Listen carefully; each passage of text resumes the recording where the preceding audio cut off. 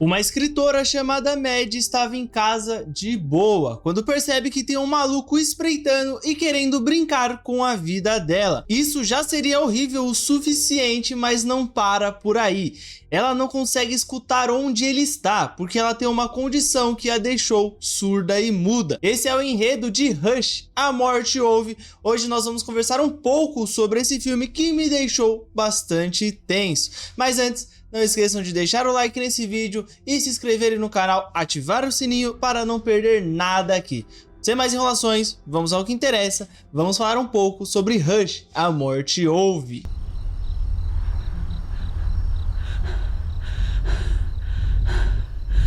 Bom, para quem não sabe, esse filme de 2016 é dirigido pelo grande Mike Flanagan, ele mesmo que tem algumas séries ali na Netflix, como por exemplo A Maldição da Mansão Hill, e também a recente e maravilhosa A Queda da Casa de Usher. O roteiro também é assinado por ele, em parceria com a sua esposa e também a atriz principal, né? A atriz que vai interpretar a Mad, que é a Kate Siegel.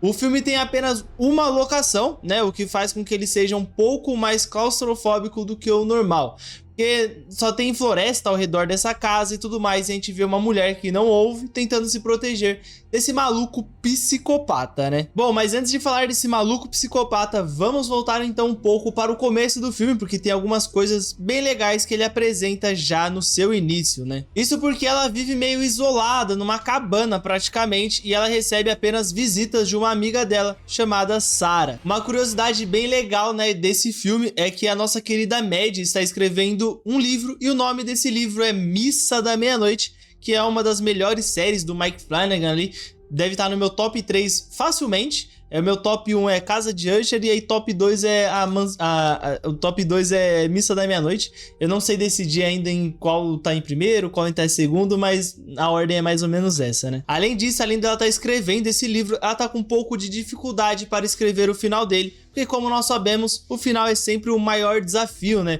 Você tem que criar uma história coesa, e aí chega no final ali, você tem que dar um desfecho interessante, um desfecho bacana, um desfecho que seja coerente com a história que você criou, e muitas vezes a gente não consegue, né? E ela conversa com a sua amiga, né, com a Sarah, dizendo que ela tem algumas vozes ali que falam com ela na cabeça dela, dizendo que ela deve ou não escrever, além de que essas vozes meio que vão falando para ela alguns finais, alguns possíveis finais para as obras dela. O que indica bastante uma criatividade vinda dessa personagem, né? Porque eu mesmo não consigo escrever o mesmo roteiro 7 vezes. Se vocês apagarem esse roteiro aqui que tá na minha frente, não vou conseguir reescrevê-lo igualzinho. Imagina 7 finais diferentes, que é o que ela escreveu até agora, né? 7 finais diferentes, mesmo que nenhum desses finais agrade ela. Além disso, esse começo também é muito importante para mostrar como ela é isolada do mundo, sabe? Ela diz que o isolamento foi algo natural, né? Que ela foi se isolando conforme o tempo foi passando e tudo mais. Então ela se sente bem ficando sozinha e tudo mais. Tanto que ela recebe a ligação ali da irmã dela, e é só uma ligação de vídeo, né? É a única pessoa realmente que vai visitar ela normalmente é a Sarah, assim, porque é uma casa meio isolada e tudo mais. E isso é muito importante para mostrar que ninguém iria procurar ela se ela parasse de responder as mensagens e tudo mais, porque a gente sabe que ela é uma pessoa ali que gosta de ficar isolada e tal, né? E esse começo também desenvolve bastante essa condição que ela tem, e ajuda também a desenvolver bastante a tensão que está prestes a chegar quando esse assassino bater na porta dela. Não bater, mas vocês vão entender o que eu tô querendo dizer com isso. Vamos lá. E eu devo dizer, né, que o Mike Flanagan ele consegue realmente criar muito bem essa tensão que o filme precisa, né? Porque é um filme que precisa de uma tensão, precisa ali de você ficar meio, meu Deus, o que está acontecendo, sabe? E ele consegue realmente conduzir muito bem esse filme, né? Porque quando nós vemos a amiga dela, Sarah, morrendo na porta dela, e ela não vê, ela não ouve, sabe? Ela batendo na porta, ela gritando, ela só tá morrendo ali, e a gente fica gritando pra ela olhar pro lado, pra ela fazer alguma coisa, pra ela só virar pro lado, pô, ele vira pro lado, e ela não consegue escutar, porque a Mad tá na televisão também, né? Então é isso daí. Mas ele consegue, pelo menos eu fiquei, meu Deus, olha pro lado, como que você não olha pro lado? E esse assassino maluco, né, ele percebe que ela não consegue escutar, então ele começa a brincar ali um pouco com ela, né, brincar com a vida dela, o que torna ele ainda mais sádico, né? Ele dá umas batidinhas na porta, ela não ouve, e aí ele percebe que dá pra brincar com ela, né? E esse ator que faz o The Man, como é creditado no IMDb, né? Esse assassino maluco aí, ele fez o Emmett em Rua Cloverfield 10, então não é um ator que consegue me passar um medo, sabe? Porém, eu acho que isso é realmente algo bem interessante, porque ele é apenas um cara normal, sabe? Ele não é desfigurado como o Jason, ou ele não é gigantesco como o Michael Myers.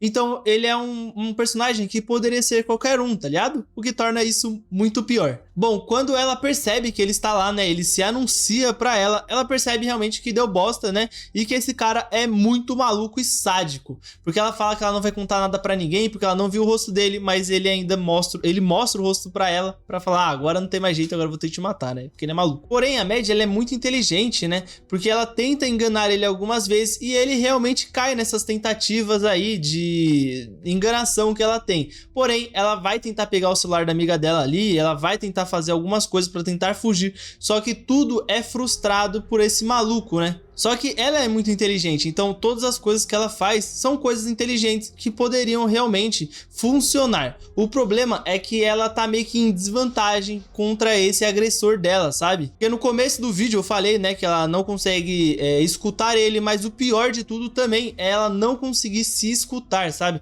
Então a todos os momentos ali, ela faz muito barulho, a todo momento ela não sabe se ela tá fazendo barulho, o que deixa um pânico ainda maior, sabe? Deixa um clima de tensão ainda maior, porque ela não sabe se ele tá vindo pra perto dela, se ele ouviu ela fazendo barulho e coisas do tipo. Então o filme consegue passar muito bem isso.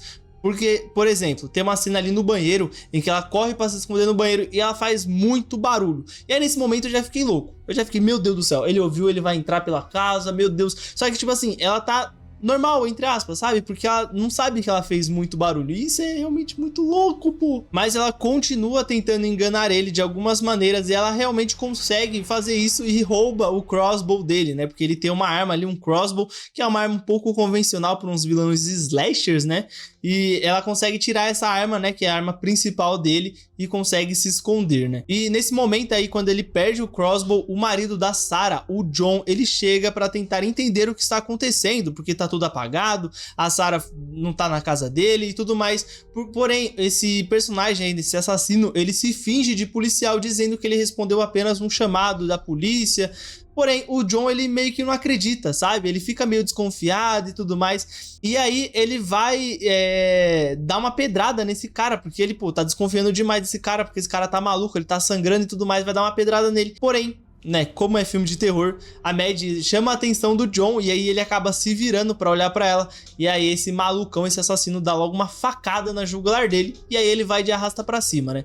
Porém, isso é uma coisa muito interessante, porque a gente conhece filme de terror, a gente sabe que isso vai acontecer, a gente sabe que ele não vai morrer, né, o assassino nessa cena, porém a gente meio que fica bravo, porque a gente queria que ele morresse, sabe? Então a gente tem um fiozinho de esperança de que ele tomaria uma pedrada na cabeça e que tudo seria resolvido, mas não, né, como é um filme de terror, ele mata o John e é isso daí, né? E agora é muito ruim, porque a Maddie, ela tinha um fio de esperança, como nós tínhamos um fio de esperança no John, e agora tudo foi por água abaixo, porque esse personagem também morreu, né? Bom, mas lembra que eu falei que ela testa vários finais na cabeça dela pros livros dela e tudo mais?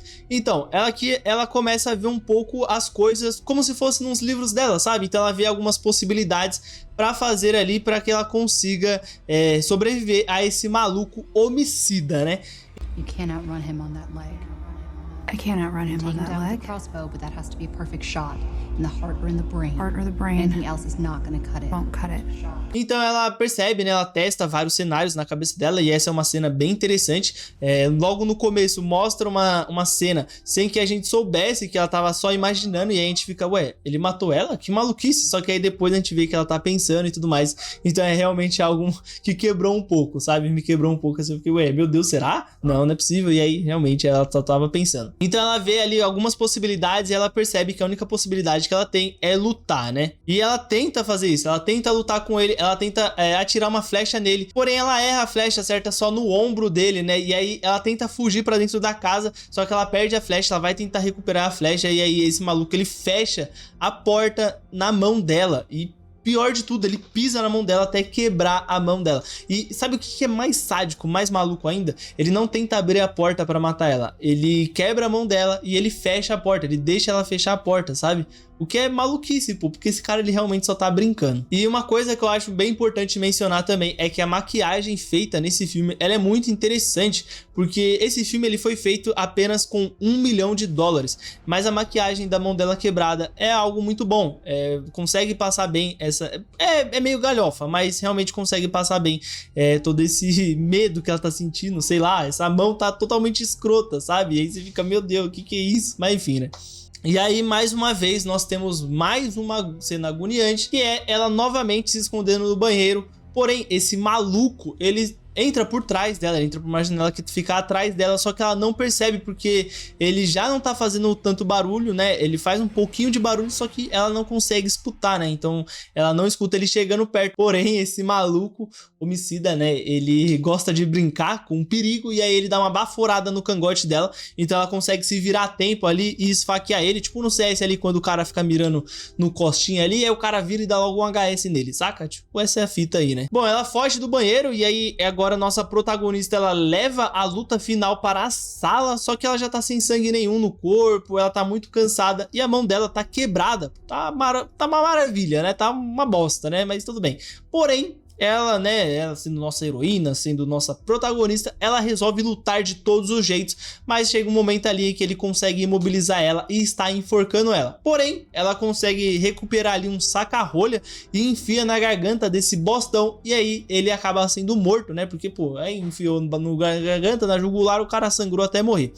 O que eu acho muito legal de notar nessa cena é que esse final ele é muito parecido com Missa da Meia-Noite. Eu vou falar um pouco mais pra frente sobre isso, né? Porque tem uma teoria bem interessante aí, mas eu vou falar nas partes de curiosidades que eu vou trazer do filme aqui. Mas é bem legal notar, né, que esse final parece bastante com Missa da Meia-Noite, porque em ambos os filmes nós temos ali o vilão, né, quase matando a nossa protagonista, e ela consegue alcançar alguma arma e matar esse vilão. No caso de Missa da Meia-Noite, ela corta a Erin, né, corta as asas do maluco vampiresco lá, do vampirão. Eu acho que é um vampiro aquilo, creio que seja um vampiro, né? Eles nunca falam vampiro, mas eu acho que é um vampiro. Ela corta as asas dele e aqui ela enfia um saca-rolha na garganta desse cara, né? Desse maluco aí. Bom, o filme ele acaba ali com a polícia chegando, como todos os filmes de terror, slasher, seja qual filme seja, né? Mas é um filme que eu não dava tanto, né? Eu não dava nada pra esse filme, e eu consegui tirar alguns momentos ali em que eu fiquei bastante tenso. Então, valeu a pena, né? Eu acho que ele consegue fazer muito bem essa tensão psicológica, né?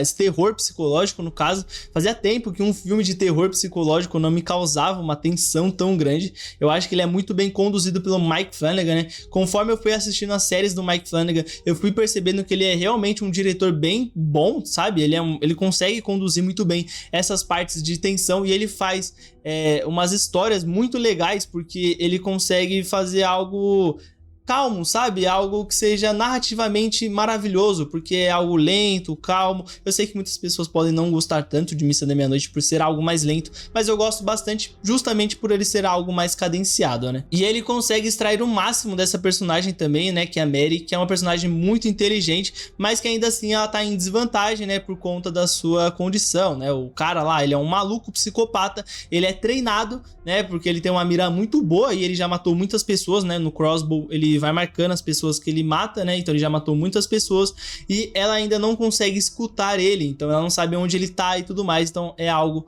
realmente que o Mike Flanagan consegue conduzir muito bem. E a Kate Siegel está maravilhosa nesse filme, igual ela tá em todas as séries do Mike Flanagan e de outras coisas, né? Mas a Kate Siegel manda muito bem, né? Bom, cheguei aqui no final do filme, né? Vamos então agora para as curiosidades, né? Desse filme dirigido pelo Mike Flanagan e escrito por ele e pela Kate Siegel. Vamos lá.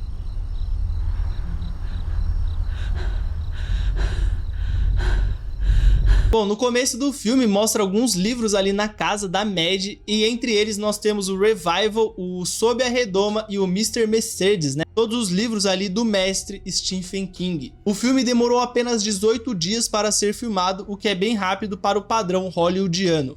O Mike Flanagan pensou que o filme não poderia ser apenas um silêncio absoluto, e por isso nós temos vários sons ambientes ao longo desse filme.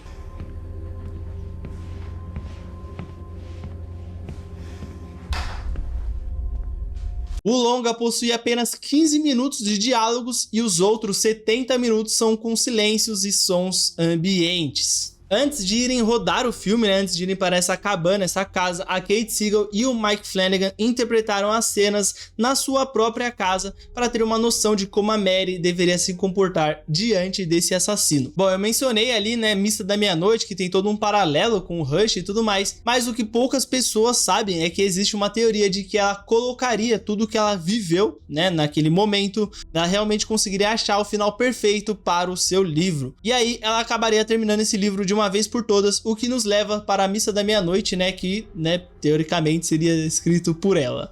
O filme custou 1 milhão e eu não consegui achar dados de arrecadamento desse filme, mas deve ter rendido bastante coisa aí pro Mike Flanagan, né? Rendeu séries da Netflix, então tá de bom tamanho. No MDB, o filme possui uma nota de 6,6 e no Rotten Tomatoes uma aprovação maravilhosa de 93%, o que é bastante coisas, né?